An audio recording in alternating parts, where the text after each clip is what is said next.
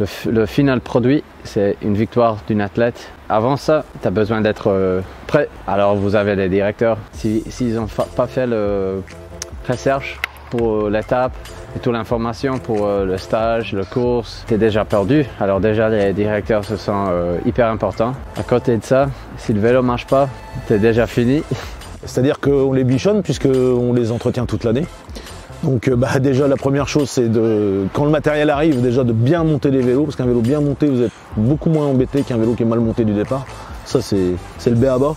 Et puis après c'est sûr que l'entretien fait beaucoup donc on les bichonne au maximum. Toutes les petites choses pour les managers d'équipe de penser, les vêtements, la nutrition, la nourriture. Mon rôle en tant que nutritionniste au sein de l'équipe Cofidis, c'est d'accompagner les coureurs sur tous les aspects alimentaires de la performance. Donc c'est de les accompagner au quotidien sur des programmes nutritionnels qui vont être adaptés à leurs entraînements pour vraiment maximiser les entraînements et améliorer leur état de forme avant des courses. Et c'est aussi définir toutes les stratégies nutritionnelles qu'on va utiliser en course avec l'aide évidemment du médecin, du soigneur, du manager de la performance. On va essayer de définir les meilleurs protocoles pour les mettre dans les meilleures conditions en course. Mais aussi, vous avez des entraîneurs qui donnent qu'est-ce que tu as besoin de faire pour être en 100%. En fait, on travaille quasiment tout le temps à distance. On a beaucoup de capteurs embarqués, capteurs de puissance, fréquence cardiaque, GPS, ce qui permet en fait d'avoir énormément d'informations sur ce que font les athlètes à l'entraînement. Et nous, on a un gros travail d'analyse de courbes, ce sont des courbes.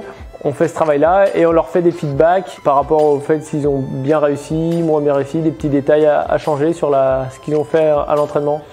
Et aussi, vous avez les soigneurs et tout le monde qui travaille avec toi et pour toi dans les moments durs. Quand tu es trop froid pour toucher ta visage et enlever les robes parce que c'était trop froid d'enlever les robes et tout ça. Ils sont vraiment tes meilleurs amis dans ces moments.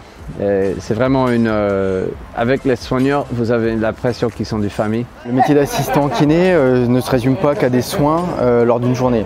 En effet, une journée, elle se prépare dès le matin. On va préparer leur petit déjeuner, on va mettre en place à table ce dont ils ont besoin généralement, qui retrouvent les mêmes produits que chez eux. Ensuite, il y a une équipe qui va donc rester avec eux à table, vraiment être aux petits soins en fait, et une autre équipe qui va aller commencer à préparer des bidons. L'équipe se divise en deux en fait. Donc tu as une équipe qui va partir sur la course pour aller passer les musettes qui ont été préparées la veille, et une autre équipe qui va partir aller préparer l'hôtel de l'après-course. On va mettre dans chaque chambre de coureur sa valise et un matelas avec un oreiller. Encore une fois, l'idée c'est qu'ils soient chez eux n'importe où dans l'année. Parce qu'au final, ce qui compte, c'est le bien-être. La meilleure récupération, c'est le sommeil, la nourriture et effectivement les massages en plus qui sont prodigués par les assistants kinés.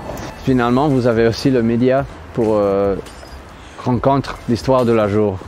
Pas juste pour le public, mais aussi pour toi comme un coureur, ça me fait plaisir si tu as fait des bonnes choses. Et finalement, oui, c'est l'athlète qui devrait faire, mais avant ça, il y a tout le monde. Et si tu manques juste une partie de ça, normalement, tu n'y arrives pas au résultat.